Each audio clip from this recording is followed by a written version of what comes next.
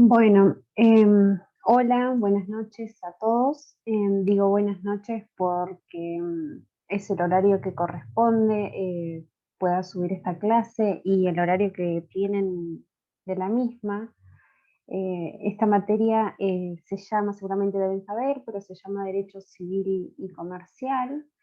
em, y yo soy la nueva profesora a cargo de la materia. Mi nombre es Contreras Sánchez Tamara. La clase pasada, que fue el día 28 de abril, fue la primera clase presencial, que creo, si mal no recuerdo, estuvimos clases presenciales con la burbuja número uno.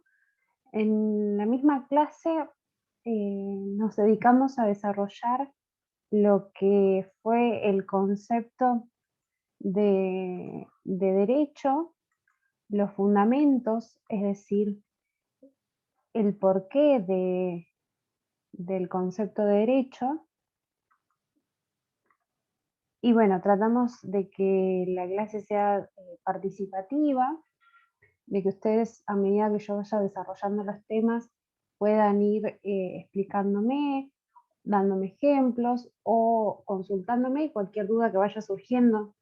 Si por ahí menciono palabras que desconocen o no están en su ámbito de conocimiento, porque bueno, es la primera vez que tienen la materia, entonces por ahí va a sonar un poco extraño algunos conceptos, pero bueno, para eso estoy. Cualquier duda pueden escribirme, consultarme, ya sea por WhatsApp, con los respectivos grupos o por medio de mi mail, que se los he dejado en los grupos también. Bueno, por las dudas, si quieren, se los repito. Mi número de contacto es 299-627-1615 y mi mail es merly2309@gmail.com. Bueno, el día 28, para aquellos que no han asistido porque no les correspondía, desarrollamos lo que es el concepto de derecho. No sé si pueden ver, he realizado una diapositiva, pero más que nada como guía y para que a ustedes por ahí no les sea tan tedioso tener que verme a mí y que yo no les proyecte nada. Em, bueno, cuando hablamos de derecho, hablamos, nosotros hemos analizado el concepto de derecho desde un punto de vista filosófico, es decir, la esencia del derecho. La filosofía es una de las ciencias que estudia la esencia de las cosas, el porqué de las cosas o de los respectivos institutos que se quieran estudiar. En este caso, analizamos el concepto de derecho desde un punto de vista filosófico y vamos a decir que el derecho es un orden social justo. Como vemos, se ha desglosado de cada palabra el porqué es un orden, el porqué es social y el porqué es justo. Decimos que es un orden porque el hombre en su estado de naturaleza, antes de una creación, de la creación del Estado, ha realizado actos de acuerdo a sus deseos, es decir, ha tenido el gobierno de sus acciones. Podemos elegir nuestras acciones, por ejemplo, cómo alimentarnos, cómo vestirnos, a qué instituciones asistir, qué estudiar, qué no. Este autogobierno de las personas es en un estado de libertad que los filósofos han llamado estado de naturaleza. Pero bueno, el hombre como persona y en sí mismo siempre se lo ha considerado un ser social. Entonces, a este hombre, como ser social, tiene la necesidad de convivir y de vivir en sociedad, de convivir con otros y de vivir en sociedad, y es por eso que ese ámbito de libertad o de naturaleza que mencionamos y que, es decir, la libertad que tiene cada uno de su autogobierno, se debe restringir.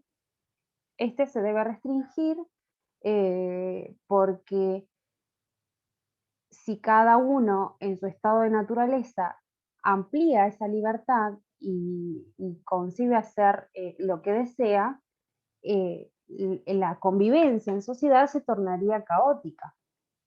Entonces es por eso que el hombre en sociedad, los filósofos han denominado este pacto, que el hombre ha efectuado un pacto social donde ha delegado el poder o el autogobierno a un ente u órgano superior que es el Estado, y a partir de este órgano superior es que se delega la soberanía del poder del pueblo.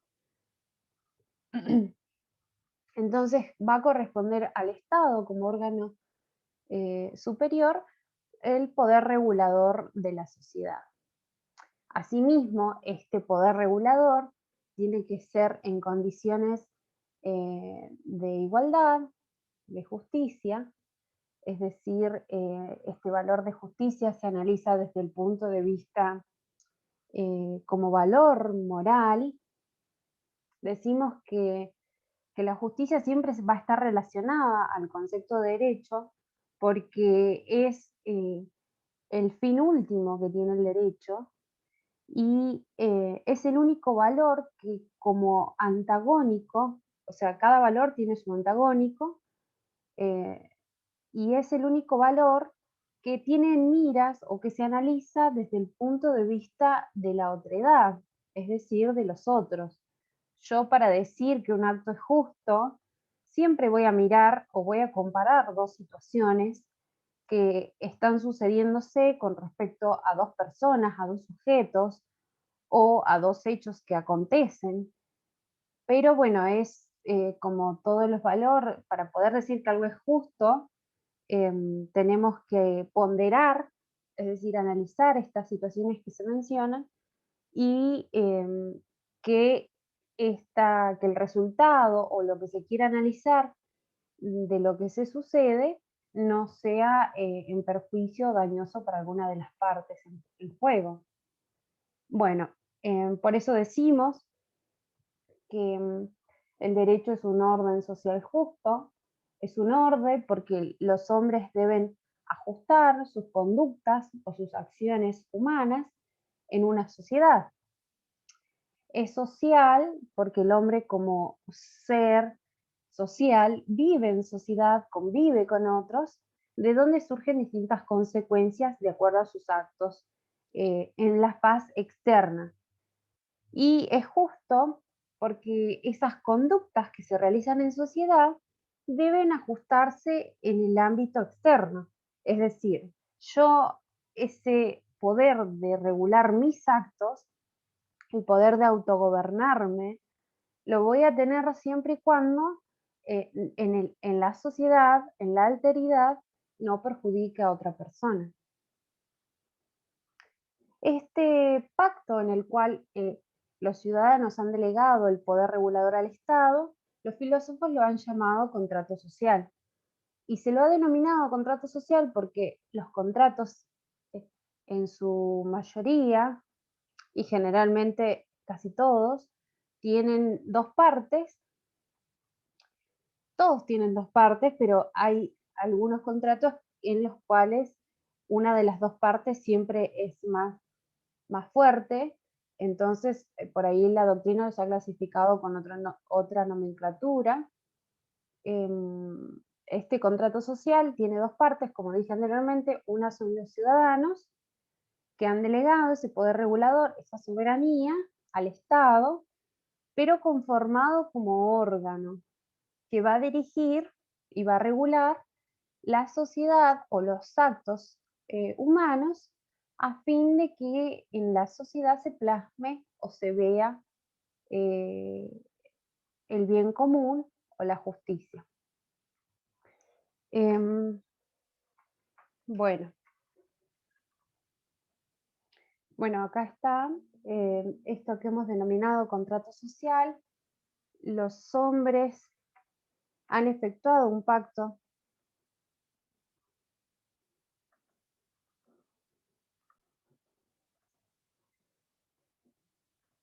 Bueno, como decía y estaba mencionando, hablamos de este contrato social en el que los hombres han efectuado este contrato. Está compuesto por dos partes, los ciudadanos y el Estado, el Estado como órgano al cual los ciudadanos le han delegado el poder de regular los actos externos.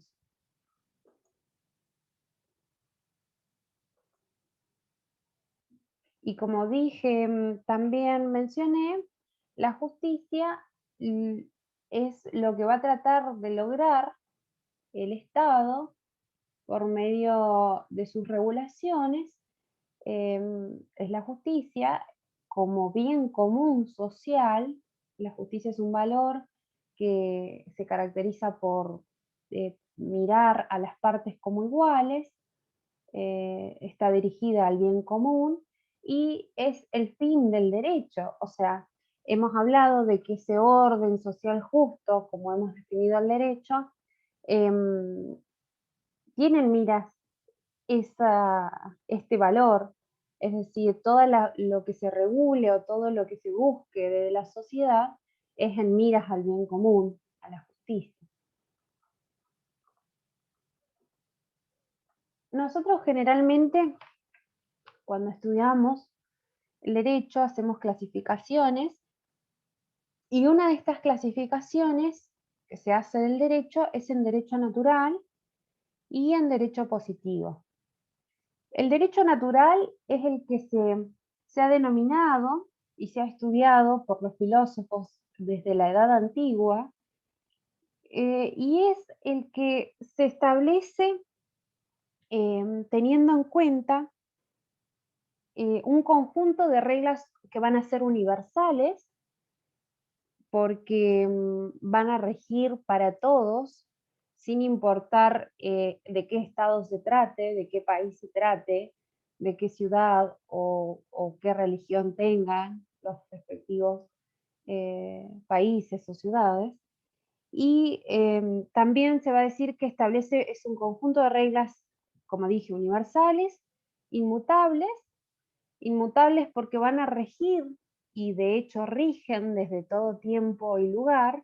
Estoy hablando de que esto se ha visto al derecho natural desde la antigüedad como el conjunto de reglas universales inmutables, y desde ahí se sigue sosteniendo sus características, que toda norma jurídica que hoy se denomina derecho positivo puede encuadrar dentro del derecho natural, porque tiene características, presenta estas características, y también hablamos de que son reglas supralegales, pero supralegales no en un rango de legalidad, o sea, no es que sea, no en un rango de legalidad jurídico o positivo, sino en un rango de legalidad como algo que va más allá de las leyes, como mandamientos que están propuestos a la sociedad para regir las conductas, y que esas reglas siempre se van a presentar con las características que mencioné. Entonces, em, el derecho natural está conformado por el núcleo del ordenamiento que conforme la naturaleza humana, es decir, se va a tener siempre en cuenta el hombre y tiende a la instauración de justicia en la sociedad. Em, bueno, las características ya las he mencionado y he hablado de ellas. Los derechos naturales siempre actúan como un marco supralegal, esto ya lo dije, dado que sus consideraciones siempre van a ser sobre el bien y el mal y van a ser universales. El contenido del derecho natural solo se puede acceder por ese ser supremo o mediante el raciocinio. Ese ser supremo puede ser Dios, dependiendo de la creencia de cada persona, o el raciocinio mismo, distinguiendo lo bueno de lo malo. Por eso se dice que el derecho natural descansa en la moral y que si un ordenamiento jurídico positivo, cualquiera que sea, contraviene los derechos naturales del ser humano, no podría considerarse un verdadero ordenamiento jurídico. Ejemplos del derecho natural en la actualidad tenemos los derechos humanos contemporáneos, en los cuales se establece que ninguna ley del planeta puede contravenir legalmente los derechos humanos plasmados. Estos han sido regulados y se han convertido en ordenamiento escrito por medio de convenciones, ya sea en Europa, o sea, en los distintos continentes, en Europa, en América. En América hay una convención muy importante que establece cuáles son los derechos humanos del hombre, o sea, los derechos y deberes del hombre, y es la Convención Americana de Derechos Humanos, también llamada y conocida por todos como Pacto de San José de Costa Rica.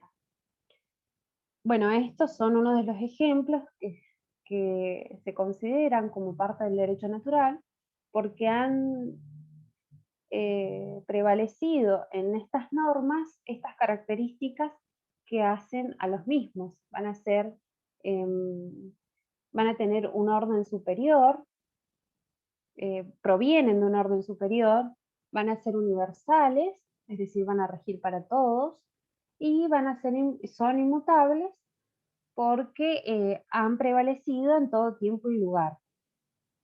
Otro ejemplo puede ser del derecho natural, los mandamientos católicos, pero bueno, como les decía, esto va a tener que ver con la creencia de cada uno, pero se establece que en cuanto a los mandamientos católicos, este carácter de supralegales, la razón, o sea, la razón suprema o esa característica de supralegales va a estar dada por Dios, es a través de Dios, es decir, si estas normas se encaminan en miras a Dios, van a ser consideradas derecho natural. Y bueno, se dice que los mandamientos, a través de los mandamientos, la Iglesia Católica ha controlado jurídicamente y políticamente eh, los, principalmente Occidente, que lo hizo a través de leyes religiosas, y el fundamento de estas leyes religiosas era una razón suprema que era Dios.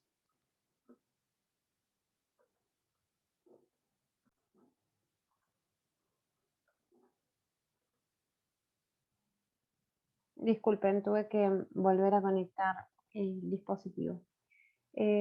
Bueno, como les estaba diciendo, estos ejemplos, otros de los ejemplos pueden ser las normas o, o acciones que se consideran moralmente correctas por una sociedad y que éstas van a ir cambiando de acuerdo a las características que presente la sociedad a la cual se quiere, en las cuales se quiere imponer. Por ejemplo, decir qué es lo moralmente correcto o incorrecto. Y en cuanto a la otra clasificación que se hace es el derecho positivo. El derecho positivo es lo que conocemos, el famoso concepto de derecho que conocemos como el conjunto de normas jurídicas que rigen en un país o en un estado en un momento determinado. Y este generalmente es escrito, pero puede también presentarse eh, de otra forma. Generalmente en su gran mayoría es escrito.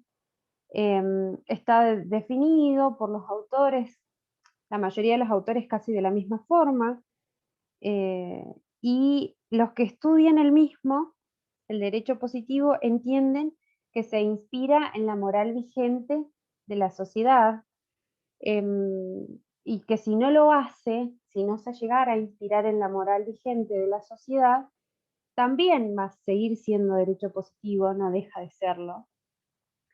Y este se puede decir que es el que hoy en día rige nuestro ordenamiento jurídico, es el que está plasmado, lo podemos ver plasmado en la Constitución Nacional, a través de las leyes que han sido emanadas mediante procedimientos em, establecidos y organizados por el Poder Legislativo. Puede ser también decretos, ya sea presidenciales, que reglamentan las leyes, es decir, el ejercicio de las leyes, o pueden ser decretos de necesidad y urgencia, que está delimitado para ciertas circunstancias, y pueden ser también en el ámbito municipal, ordenanzas municipales. Todo esto va a conformar parte del derecho positivo. Como dije anteriormente, es el conjunto de normas jurídicas que va a regir en un país o en un estado en un momento determinado. Y bueno, este derecho positivo tiene características o caracteres que son, es dinámico, porque como dije antes, la sociedad va a estar constantemente cambiando y en esta situación de cambio que va a verse atravesada la misma, las normas morales o las acciones morales no van a ser consideradas de la misma forma, van a surgir hechos sociales que necesariamente requieran que esas normas jurídicas sean modificadas, ya sea porque no se ajustan, no tienen el fin de la justicia, el fin que requiere la justicia, no se ajustan al bien común social, o porque han sido dejadas de lado, es decir, derogadas por acciones mismas de la sociedad.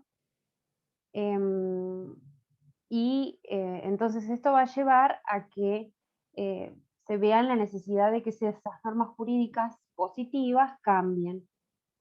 Por eso se dice que es dinámico, no está eh, permanente, está en un permanente cambio y no es estático, por oposición a lo estático. Después el derecho positivo también se dice que es coercible porque todas las normas jurídicas, eh, eh, ya sean mediante leyes, decretos, ordenanzas y demás, pueden ser el Estado como órgano regulador de las conductas en el ámbito externo de los hombres, es decir, fuera de la esfera íntima del hombre, tiene el poder para hacerlas cumplir. Mediante la fuerza pública, que es lo que mayormente conocemos, por eso se dice que las fuerzas de seguridad son instituciones auxiliares de la justicia. Y también otra característica que tiene el derecho positivo es que es escrito, como dije anteriormente. Todas estas leyes, decretos, ya sea decretos que reglamentan leyes, el ejercicio de los derechos, o decretos de necesidad de urgencia, que son los que mayormente conocemos, tienen que estar redactados por escrito. Y otra de las características del derecho positivo es que es público. Este carácter de público se da desde el punto de vista que todos los actos de gobierno son conocidos y deben ser conocidos por todos. Entonces, como las leyes, ordenanzas o decretos están dirigidas a los ciudadanos que han delegado su soberanía en el Estado, em, perdón, los ciudadanos no han delegado la soberanía, es decir, el poder de regularse, sigue siendo de los ciudadanos, es decir, del pueblo, sí, de la sociedad en general. Lo que se ha delegado es el poder de regulación.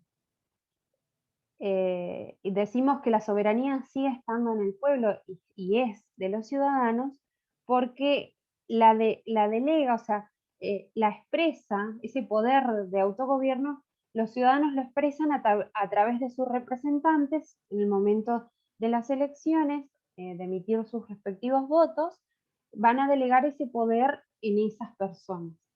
Pero lo sigue esa facultad de elección, de los representantes es del pueblo y lo hace en base a qué ideología política o circunstancia eh, de bien común que considere es algo muy subjetivo, lo hace en base a esas convicciones para que esas personas que van a ser representantes de los ciudadanos sean los que gobiernan, o sea, no gobiernan, o sea, gobiernan, pero sean los que regulan los actos.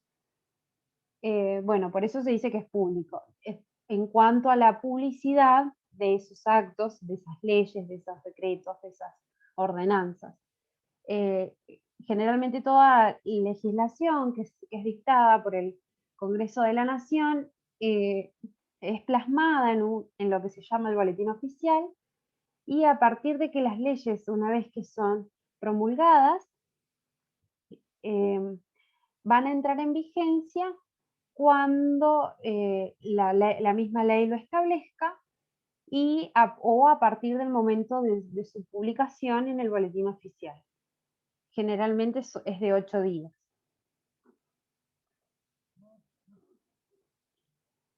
Bueno, como ejemplo del derecho positivo, podemos mencionar que, bueno, ya más o menos he dado algunos ejemplos, la Constitución Nacional, de donde emanan todos nuestros derechos, los famosos deberes, derechos y garantías de los ciudadanos, que están plasmados en nuestra Carta Magna. También se plasman, por ejemplo, en cuanto a las conductas que van a ser tipificadas como delitos en el Código Penal de la República Argentina.